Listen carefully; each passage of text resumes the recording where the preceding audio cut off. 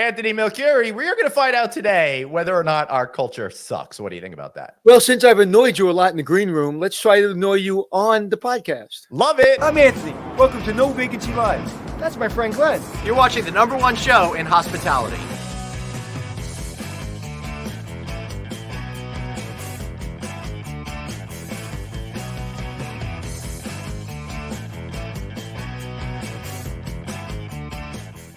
Hey, everybody. Welcome to the No Vacancy podcast, the #1 podcast in hospitality. Don't ask me. Ask the International Hospitality Institute. They'll tell you the same thing. I'm Glenn Hausman. That's Anthony Melchiori. Great to see you, buddy.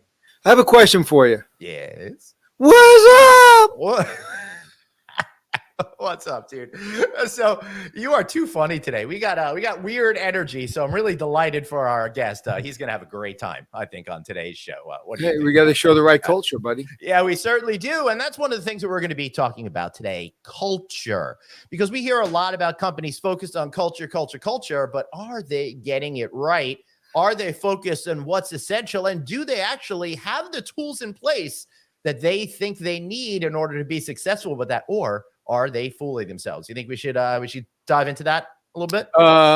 I'm always fooling myself. So, yeah, I'd love to hear him. All right, let's bring on Dr. Donte Vaughn, CEO, managing partner with CultureWorks, and for the context of this conversation, author of From Culture to Culture, a book focused on defining, implementing, measuring, and improving your company culture that he wrote along with Randall Powers. Dr. Vaughn, great to see you. Thanks for having me, guys. Well, we really appreciate you being here. So you've been focused on this culture thing for a really, really long time. I read the book, and you've built your whole career around culture, essentially. Why focus on this as a discipline? Really, for me, it stems all the way from childhood. I was sharing in the green room. I'm a Philly native, born and raised, and a part of that is navigating the inner city and learning how different people came together. Group dynamics. All the nuances that shape. What made leaders leaders, what made followers followers. So I always had a kind of an interest in that stemmed all the way from childhood, and then playing sports, and just I was always I use the analogy like Switzerland, right? Always trying to find a way to navigate both sides. And little did I know I could make a career out of understanding team dynamics and organizational dynamics and the factors that influence how people make decisions, how they engage, how they interact. So, while I started my career in operations, I navigated to more leadership management and the principles surrounding it, and went that academic route and professional route, just as a leader, all the way from the front line to executive level. So it came full circle for me as a adult professional. In that way, and now it's really about helping people lead better together, and that's the premise behind the work we do at CultureWorks and Powers. Yeah, and I love that you're doing this. But for me, it's important to really hit on this. So before we get into some of the things that we're seeing in the hospitality industry, to start off on the big picture,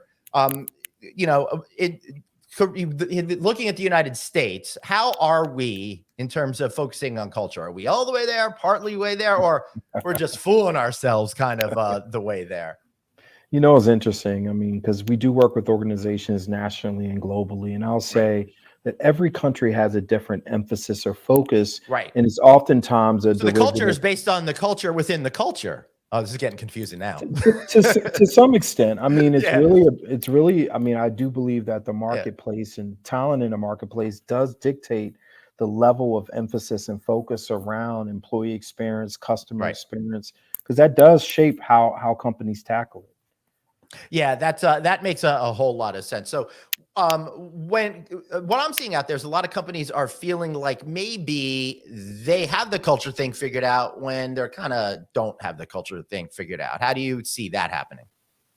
Yeah, great question. I mean, the reality is, and I said this in the book, you can't fake culture, right? And a lot of organizations have done more of the marketing exercise of defining what they think their consumers want to hear relative to their culture. But the reality is that's not necessarily the experience of their employees, and it manifests into the customer experience as well. So now organizations are forced to put some validity and integrity behind this so-called culture that they profess to the marketplace.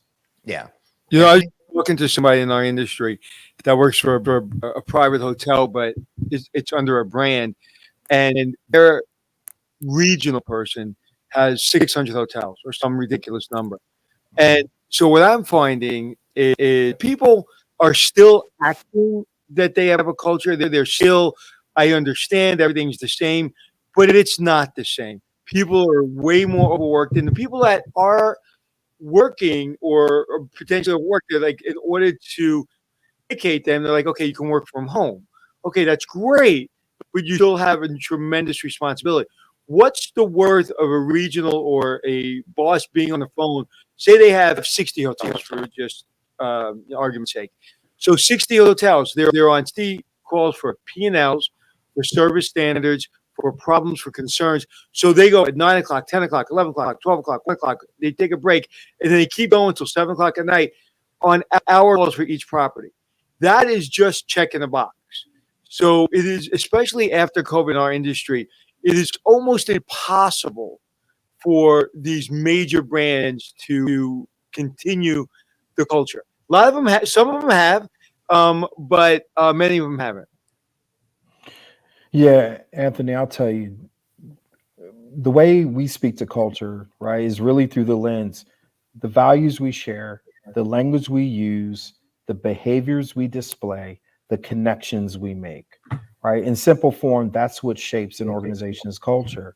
So whether they're hybrid, in person, remote, moving and engaging in a manner that's intentional about how they engage, how they interact, how they make decisions in the business. That's where the focus needs to be. Proactive intentionality behind fostering that employee experience and the customer experience.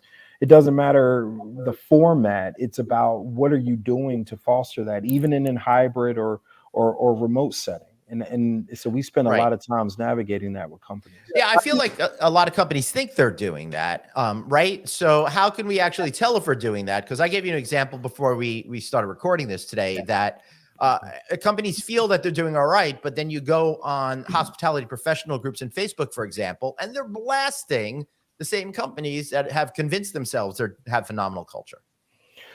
It really has to do with, first, most organizations outside of the marketing exercise have really just applied a window dressing approach to their culture. Okay, we have these core values, but these core values, unless they are defined in a manner that makes them actionable and then driving ownership and accountability about how people show up and embody those values every day, then there's no way you can speak to confidence about what you think the culture is in your organization. Because if you're measuring that on the basis of an employee engagement survey, which is a lagging indicator and also oftentimes circumstantial, then you're misaligned to the reality of what the culture is. And that's why they're always, oh my, I don't understand how my culture is so bad. Well, there's a significant misalignment between what you claimed it was and what the actual employee experience is, because your leaders aren't actually held to fostering or perpetuating that experience. Is my sound better, Glenn? So far, we'll see. So what I find is authenticity and transparency, as most people say, are the biggest problems to culture, because people aren't being authentic and they're not being transparent. And the reason they're not being transparent or authentic is because there's a vertical. And the vertical is senior. My sound slipping again? Yeah. Should I just change the mic like this? Is that like that? Yeah, probably, possibly. Okay. We'll find out. So it's slipping.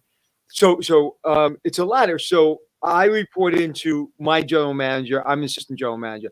The general manager reports to the regional reports into the vice president. The vice president reports into an asset manager that reports into the owner. And there's one person in that link that's not being transparent, is not being authentic. Everything breaks. And that's why my entire career has been, I work for the owner. I don't work for anybody else, typically. And it served me. It got me in trouble sometimes because, when you're talking to the owner and you say exactly how you feel, sometimes, you got a problem. There's no filters. But That to me is it. That to me is it in a nutshell. It's working to people, for people that don't know how to manage people, that are working for people that they're afraid to give bad news. And I don't know what the secret bullet is, except there has been times where I've been in meetings where I thought I was right and somebody convinced me I was wrong. And I admitted it in front of the entire organization, for an entire executive committee. And you start seeing buy-in. Same thing when I did the Hotel Impossible. When I got there, my producers were so authentic. And at the time I got there, it was a safe haven for me because they trusted me, because they trusted my producers. Right. I had producers that weren't trustworthy, and I had a difficult time with it. So what do you say as far as the transparency and authenticity and that, that vertical of reporting up? Well, it's a lot to unpack there, Anthony. But what Go I ahead, will unpack it. We got big suitcase. Yeah, I mean, so what I will say, I'll start with the premise that you alluded to around trust. Right. Trust is foundational to any relationship, any capacity that a leader has to influence or motivate or inspire or fulfill their role as a leader. So trust is foundational. And somehow most organizations don't take the step in establishing trust, because with trust comes psychological safety, right? The minute that I know that I'm equipped to share with transparency my thoughts, my experiences at every level, by the way, then you start to realize a scenario where everyone feels empowered and inclined to want to be transparent, to want to lead authentically and with sincerity, or show up in any level authentically and with sincerity. So I'll say, oftentimes we think that our titles beget trustworthiness or authority, when in fact your titles mean shit. Excuse my French. No, it's fine on the show. Yeah. Right. It has to do with how am I showing up to you as a human being and as an individual with my own opportunity, flaws. So I'm getting at humility, right? And so a lot of what you're speaking to, that's the difference between how a leader shows up in the life of someone else and vice versa. Yeah. And it starts with, they say it starts at the top, and it really goes all the way down. You have one person in that line that's not the things you just talked about, it all falls apart, period. That's why it is so important to coach those people or get rid of those people. When you overcoach somebody and they're not responding, you're killing your culture. And again, I've always been a little bit aggressive in the sense of I want to know what's going on, because I know I don't know what's going on unless I'm walking around, unless I'm asking. My favorite thing is like, okay, that was a problem last night. Did it? And they're like, no, we don't want to get in trouble. I said, it's not about getting in trouble. I want to know who did it. So when I speak to that person, you speak to that person, I can back it up to where it broke down. Was it the training? Did they just make a mistake? Was it the supervisor that doesn't feel empowered? And once I find it, I celebrated it. Like, oh, we found a mistake. Let's celebrate it and let's fix it. I never get mad at people for making mistakes. I get mad at people try to hide the mistakes. And I think that that's the killer of culture. Yeah, you have to look at why did they feel inclined to hide the mistakes. Sometimes that's rooted in their past experiences that have nothing to do with you as an employer. In other scenarios, either yourself or others in your organization has perpetuated this impression that somehow failure in and of itself is bad, instead of looking at it through the lens of, look, I had a plan, I didn't achieve my plan. What was the variance? What actions do I need to take so that I don't continue to repeat it, but I'm going to learn from it. But think about how we're groomed. The average person is groomed to be shy away from failure, right? And that's a fundamental flaw that we see. Right. I agree. And doctor, I got to tell you, I know a lot of people my age, 50 and above group, that's still dealing with whatever happened in their childhood. So I'm not surprised that there's a lot of psychological negativity that's happening where people feel on the defensive in a position that they shouldn't be. So how do we create a situation where people can get out of that fear, even if they don't realize that's the motivating factor for them, and embrace that spirit of, love and togetherness that will lead to a more cohesive culture which then will help create higher profitability and engagement.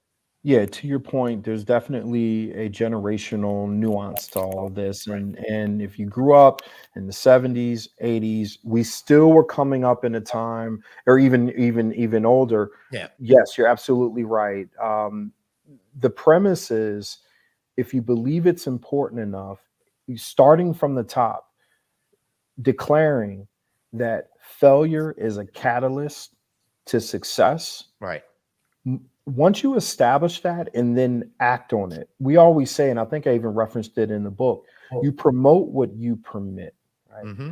That also Right. applies in how you practice what it means to be transparent about your failures, your mistakes, what you know, what you don't know. So oftentimes when we're engaging with organizations, we start from the very top, founder, Right. CEO, COO, because much of what we're talking about stems from their own personal development as a leader and what it means for them and how they show up. If they can move with an ounce of humility, it starts to establish the right and the empowerment for other people to say, okay, cool. It's okay for me to say that I screwed up or I failed or I don't know. Right. So to your point, it's just, you just gotta Right.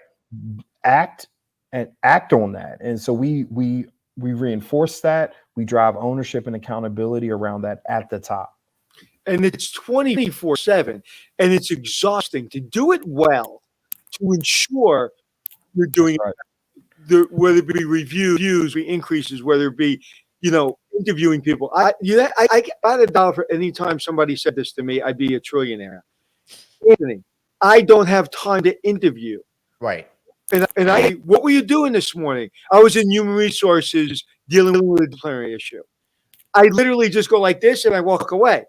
You just answered your own question or your own problem. You don't have. Eric Long, who ran Waldorf Astoria, he was president for 20 years. He had a very tough persona, and some people say he was a little difficult to work for. Okay, I will tell you this: I never worked for him, but I found style to work. Because one of the things I've learned from him was he interviewed everybody, tried to interview everybody. It was like 3,000 people. Mm-hmm. And he took time to have breakfast, lunch, dinner. I just went out to Vegas. I'm mentoring 2 kids. He just posted something on LinkedIn. The president of ratings for Forbes, the CEO of Wynn Hotels, vice president of MGM, the person that runs Resorts World, Shannon McCollum, and Sheila Johnson, okay, who created Black Entertainment TV. All 5 of these people didn't take a minute. They took an hour. They took 20 minutes. They didn't care if I was there or not. They engaged, they looked, and they were transparent, authentic, and they wanted them to know that we're there for you. You just do the work, and we'll be there for you.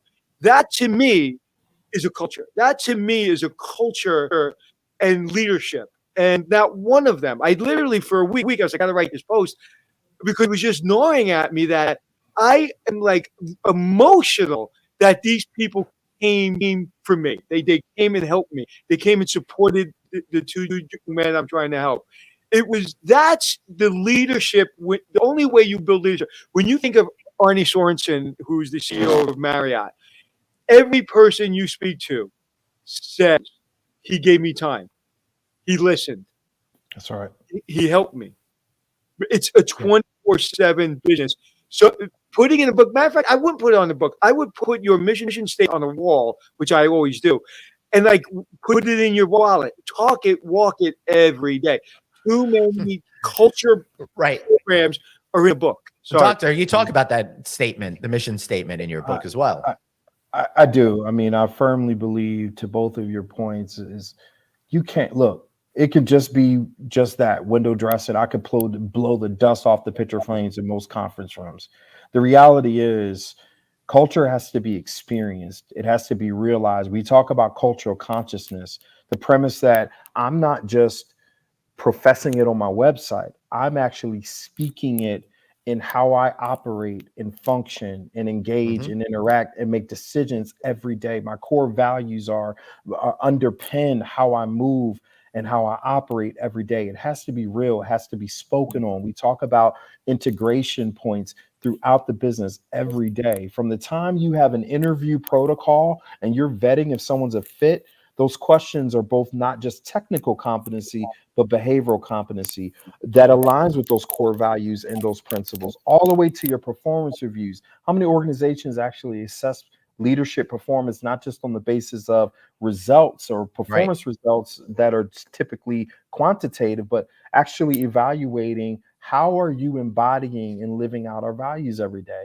The reality is that that's a significant disconnect. If you really want to realize this culture, you have to integrate it into every area that's feasible in your business. It can't just be a survey a couple times a year. That's not true culture integration.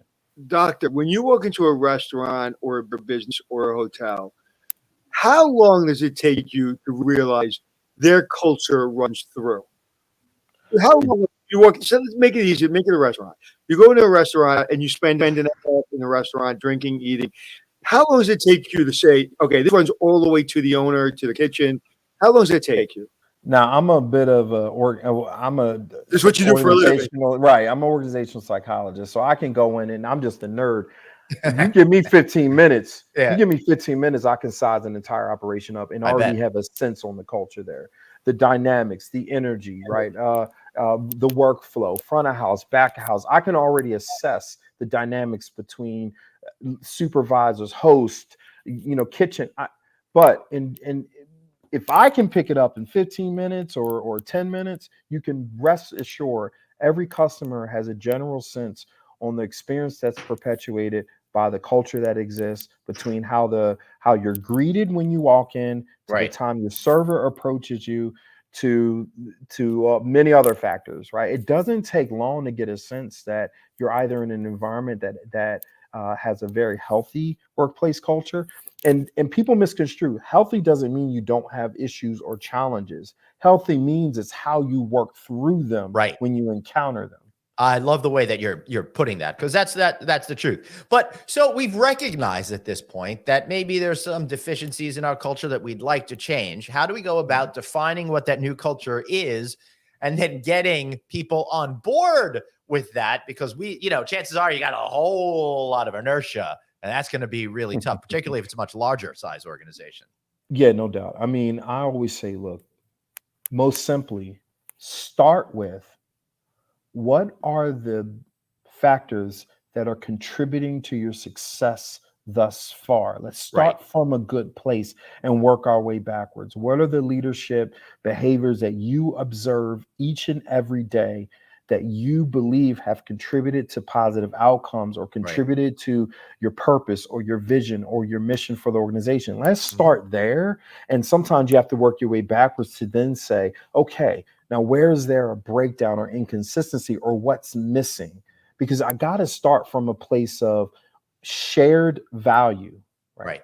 Shared language, shared behaviors, right? Shared connections, right? Because that's what shapes any culture, organizationally or outside an organization. How many times have you?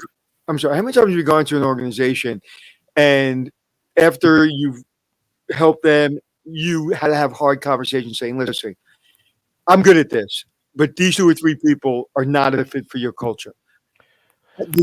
Or do you feel everyone is very often. I mean, I have no ideological view on what any one organization's culture should be, while there are some principles around leadership effectiveness that remain true across any industry vertical. What I will say is, once I help an organization affirm which behaviors are essential to their success, means it has to connect to your strategy and your bottom line. If there are individuals through leader profiling and what have you that we do who do not align behaviorally to what you're striving for, one of two things need to happen. You equip them with the tools and resources to develop behaviorally to the standard you want, or hey, you have some detractors in your business. Doesn't matter what you do, it's time to let them go. We will provide the visibility and transparency to where those opportunities are, but it's up to them to pull the trigger. You promote what you permit. So it's going to be up to them ultimately to decide how important is this culture to my organization's success. Yeah. I always say, people treat the way you allow them to treat you, right? You And bet. same thing with your culture. In our industry, and in a lot of industries that I do business with, people talk a lot about changing culture as far as not everybody looking like being one at the executive level. Right. You see it, uh, and you hear it. When I say see it, you see it in writing or you hear it, but you don't really see it in the organization. And I can give you many examples where we've had actual experiences on the show where we don't really see the change. We're seeing it more. I will say I'm seeing it more, at least in my dealings. So what's your experience? Well, in the context of the impact on culture, is that what you're asking? Yeah, Oh like when man, you're saying that we're trying to, do better and and basically promote positions where maybe they weren't promoted before. Really, like, do you see that that's if that's really happening or it's not? I think at the end of the day, where I see the greatest impact in a positive way is where organizations have been proactive and intentional around defining their core values, how it connects or why it matters Right. in the context of individual performance and business performance, and driving ownership and accountability around what that looks like, how to make it actionable. Where I see less of an impact is where organizations treat it as a marketing exercise. Right. And then as a result, they don't have any true shift in that workplace experience for the customer or for the employee. And does that happen a lot where it's more of a marketing exercise? Unfortunately, it is, and that. But what organizations are finding quickly is over 55% of the working population is of a generation who cares about if they're moving with purpose and Right. intentionality, and they care about their experience, especially when passive earning opportunities equate to over 60% of average household income. They're not relying on wages anymore to drive Hmm. that. So now employers have to decide, how do I position myself as an employer of choice, which means I actually have to exhibit or perpetuate this culture I'm claiming as a point of attraction, right? So I think now more than ever, organizations are saying, I better do something about this with intentionality. I can't hide behind my Right. website or marketing anymore. Yeah, it used to be a situation where people would be just like, oh, millennials don't want to work or Gen Z is ridiculous. But now I think people are starting to realize that that's not the case at all. They work differently and they don't want to be in a business working 24 hours a day if they're not going to be compensated for 24 hours a day. They have I've lives, said right? I've spoken all around the country, and I've said before, it's not that they don't want to work; they just don't want to work for you. That's right. Yep. Right. And that's important. It's like me and my daughter were both working from home today. So it took me a couple of months, like, to even give myself permission to work differently at home. That's And right. I go into my daughter's, is that me? Is that popping Yeah, me? it's you. Oh my God. So Glenn, not Glenn. So I go to my daughter and she's comfortable and she's like in her bed and she's under the covers and she's working and she's working all day. And like I go in, she says, Dad, stop interrupting me. I'm working. So she's working, but it looks different than the way I work.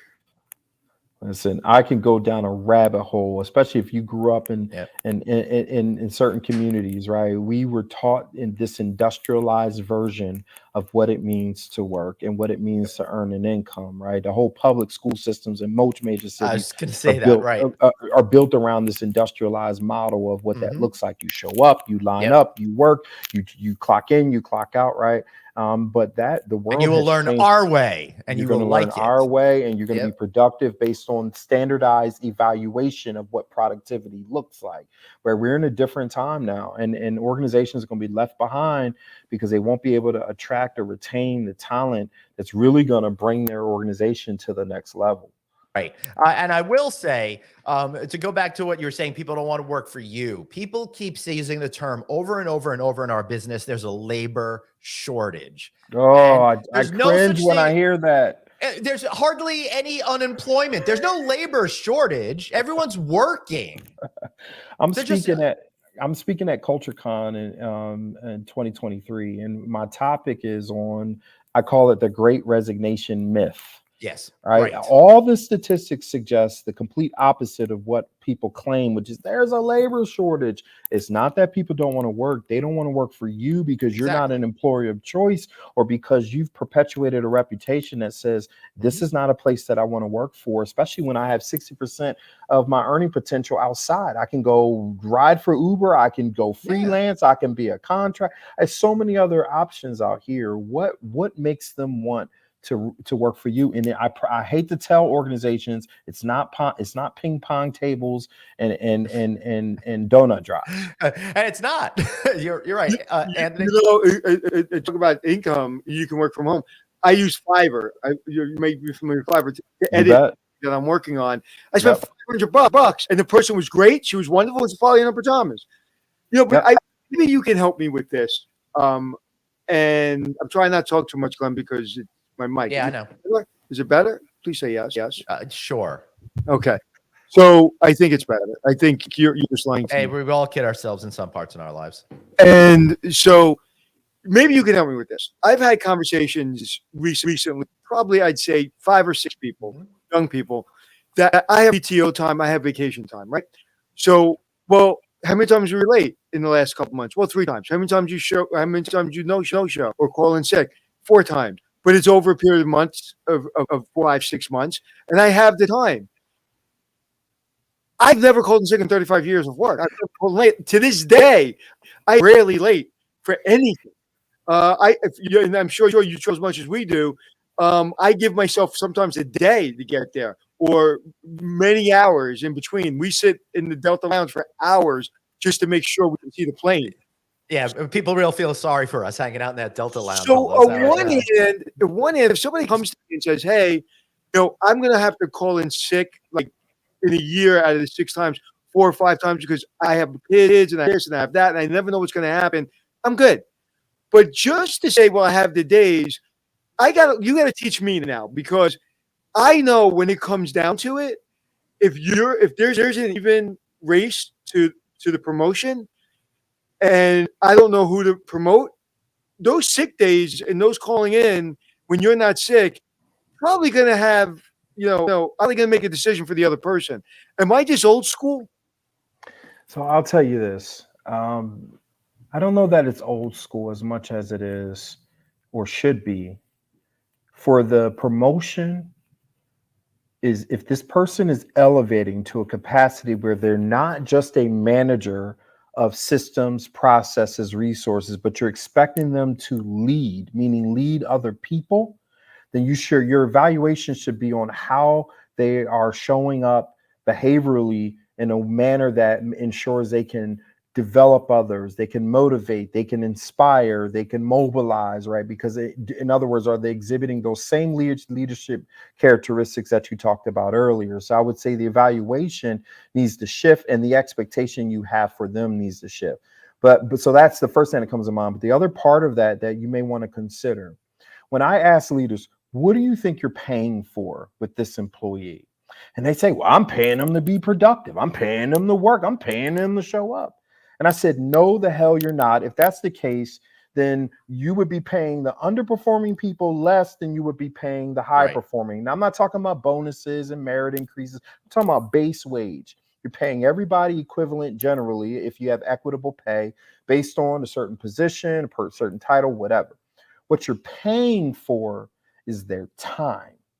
Now, that time is up to you as a leader to draw them as much out of them from a productivity. They claimed they had a set of skills that they could bring to your organization to help you realize a goal or objective. You believe them, and now it's your responsibility as a leader to draw that out of them. So that's why you get your lowest performers wanting raises and wanting PTO or more PTO, because their evaluation is, what am I getting for my time? So that's what you're really paying for, is how they equate the value. So think about it. Their equation of value in that PTO and what they could do with them days off is going to be different than how they envision the value of their experience being paid or showing up or what have you. So oftentimes you're competing with what experience or what experience do they have when they're showing up for work versus what experience they have otherwise. You're not paying for their productivity or their output. Right. That was maybe one of the best answers Yeah. on the show. You're good at this. You should be a doctor. Man, I keep trying to tell some people, man,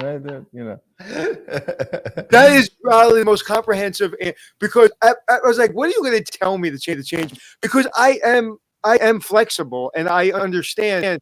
But I don't know what everything you said. I have to go back and listen to it because you're well, the whole notion is just like flipping the equation on our head, how we're just looking at it the wrong way. But when you look at it, how they're perceiving the employer-employee relationship, it really frames it in a way that allows us to work better at getting them to engage with us. And I think that's a really good point, because and I've had this conversation before about when we speak, right? When I speak, I get a certain number. And when people say that's too expensive, it's like, you're paying for my time. So if I'm going to take a day away from my business, a day away from my family, away from whatever, you're going to have to pay me. And if it's more expensive, then I'm not your guy.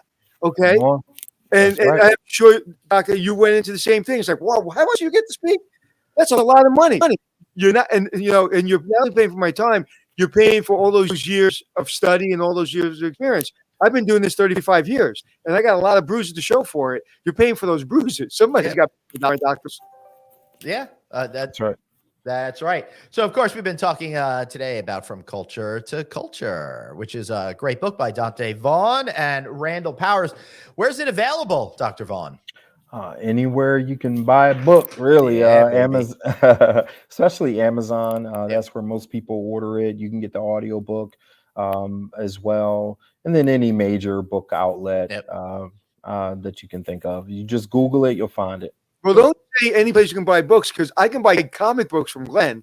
I'm sure I can't buy your book from Glenn. Well, maybe that's true. If anyone is interested in buying some comic books, come over to the Houseman Resort Pool Club Smokehouse, soon to be brewery, but just recently started comic book store, because I got a lot in the basement from when I was 15 years old, and I'm ready to make deals. Yeah, let's not talk about how much it worth, because we don't want a problem at your house.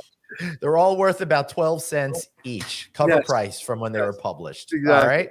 But it's a breath of fresh air, Doctor, to talk to you and to give real answers. And you're not 20, you're not as old as we are, but you're not 20. So you had to, I would imagine, during your study and doing your work, you had to kind of shift, because you had to see your subject, right? Your subject of, and you've had to say, okay, let me understand what's going on here. And so you can then help them and and help the culture. But you can't get culture by accident. It's got to be intentional, as you said. Spot on. Absolutely. So just like I had to shift my mindset and continue to examine, the experiences and perceptions of others and how it shapes, business. I encourage any leader to do the same. Unless the worst words you can say, right, is we've always done it this way. Right? That will kill your business. The only constant is change. And while that's a cliche, it's very true. And that's the reality. Yep. So being open to that and shifting that mindset is going to make a world of a difference in how you begin to approach. We can name a lot of businesses. Excuse me, that are on the second page or third page of Google when they should be on the page of Google, because they didn't shift fast enough. You bet. Kodak comes to mind. I was just going to say Kodak and Blockbuster. If, kids, Google them. You bet. You remember Blockbuster had an opportunity to buy Netflix for $1 million, right before. But they were laughing at the premise, right? So innovation and being open-minded to change is essential, and especially from a workplace culture point of view. And Netflix started with sending DVDs through the mail. Yep. So they shifted because they knew their game plan 10 years. There's, Viacom had a chance to buy YouTube for $1 billion. And they said that's ridiculous. And then Google bought it. So now Snooki became the franchise of MTV, and 8% of music videos are on YouTube. How Viacom lost the chance to buy YouTube is because people like you weren't helping them. People like you weren't saying, hey, forget about what you think. What you think doesn't matter. What do the numbers say? what do the trends say? I'm a big numbers trend guy. I'm not a people say, Anthony, what do you think? Let me go look. I'll tell you what I think once I read numbers and I see trends. I don't know anything.